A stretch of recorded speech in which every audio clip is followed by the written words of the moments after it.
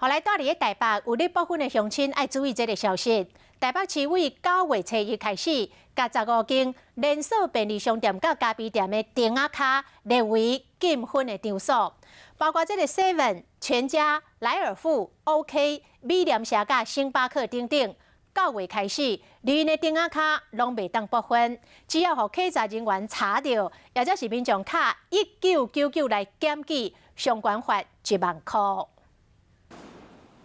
买完咖啡，坐伫电话卡一面开讲一面食薰，不过这款行为9月初开始就要开罚。台北市针对统一全家莱尔富 OK、美联社5间连锁便利商店、星巴克85度 C、路易莎等10间的连锁咖啡店的电话卡实施禁分的措施，假使违规，依照《危害防治法》处2000到1万的罚款。那公告的骑楼的部分是以这个原来这个建物所留设的骑楼为主，它就不能提供吸烟有关的器物，以及就是遇到在禁烟场所内的吸烟者，那他们要做劝。但是规范只有伫1楼门切电话卡，也就是讲附近街路这行人的走廊，像这种无电话卡的店家，都无伫规范内。不过也想袂少爱食薰的人真不满。它应该设置一个骑楼，有一个吸烟的特定区域给我们才对啊。就像日本一样，就是如果你禁止了吸烟，就应该要设立吸烟区。但是政府严格规范，互这个北市食薰率对97年18.9%降到107年8.1%，